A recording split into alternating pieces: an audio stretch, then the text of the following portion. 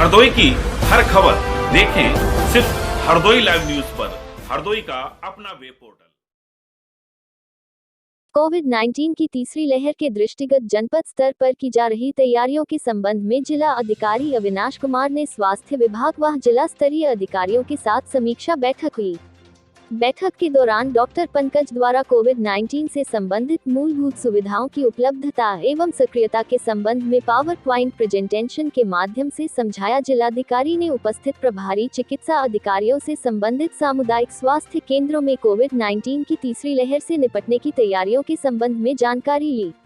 उन्होंने कहा कि कोविड-19 के मरीज को निकटतम कोविड अस्पताल को रेफर किया जाएगा।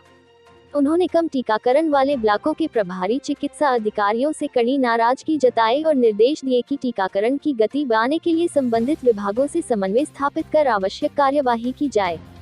इस अवसर पर मुख्य विकास अधिकारी आकांक्षा राणा, अपर जिलाधिकारी वंदना त्रिवेदी, मुख्य चिकित्सा अधिकारी ओपी तिवारी, जिला सूचना अधिकारी संतोष कुमार, जिला अस्पताल व सामुदायिक स्वास्थ्य केंद्रों के अधीक्षक आदि उपस्थित रहे। इसके अलावा जिलाधिकारी अविनाश कुमार ने हरदोई लाइव न्यूज के editor in chief Rajnish Singh को तैयारियों के संबंध में पूरी जानकारी दी। जिले में संभावित कोरोना की तीसरी लहर को देखते हुए प्रशासन ने क्या तैयारी? माननीय मुख्यमंत्री जी के निर्देश के क्रम में जो तीसरी लहर से संभावित तीसरी लहर के लिए जो तैयारियां करनी थी, उसके संबंध में मेरे द्वारा परसों स्वास्थ्य विभाग और जो भी जनपद स्तरीय हमारे अधिकारी हैं जिनको हमने प्रभार दिया विभिन्न पटलों का, उनके साथ समीक्षा की गई। सर्वप्रथम तो बताना चाहूँगा कि हमारे यहाँ ऑक्सीजन प्लांट्स की जो व्यवस्था करनी थी हम लोग ऑलरेडी कर चुके हैं और 11 ऑक्सीजन प्लांट्स हम लोगों ने ऑलरेडी लगा लिए हैं जो कि क्रियाशील हैं और उन सभी में सभी ऑक्सीजन प्लांट्स को अलग से पावर बैकअप जनरेटर की व्यवस्था भी की गई है जो कि स्पेसिफिकली ऑक्सीजन प्लांट्स को चलाने के लिए इस्तेमाल होंगे।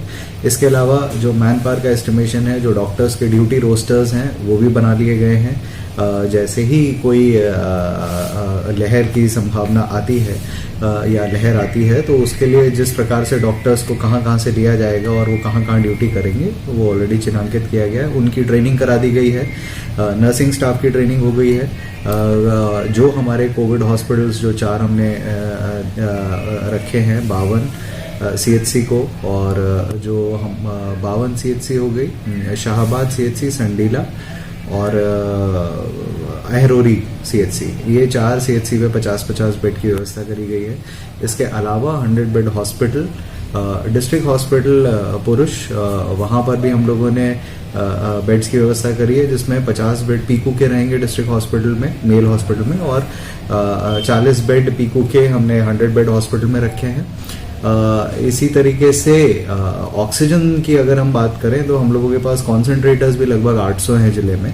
तो अगर हमें CHCs पे कभी स्टेबलाइज भी करना पड़ेगा पेशेंट्स को तो हमने CHCs पे भी ऑक्सीजन के कॉन्सेंट्रेटर्स उपलब्ध कराए हैं।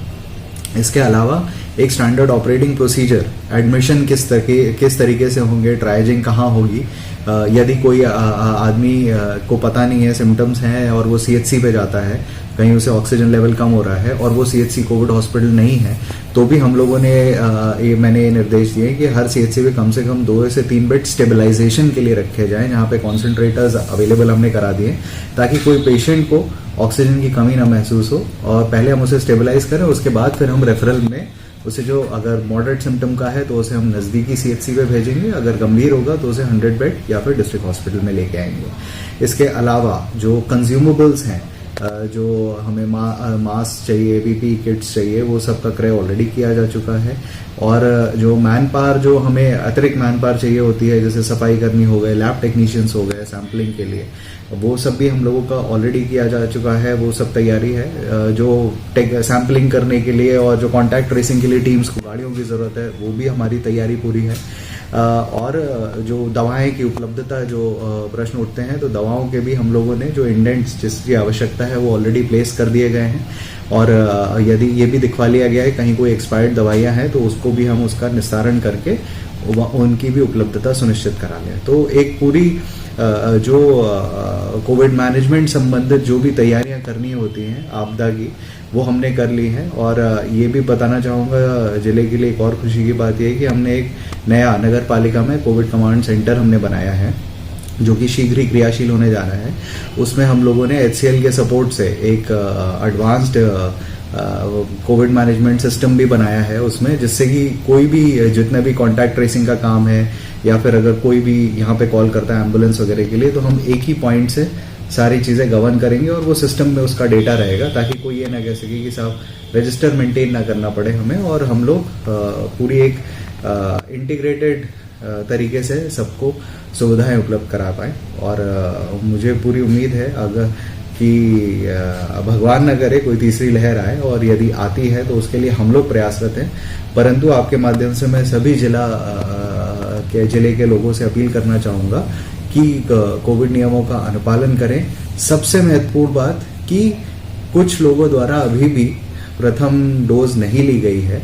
हम लोगों का 78% फर्स्ट डोज का वैक्सीनेशन हो चुका है।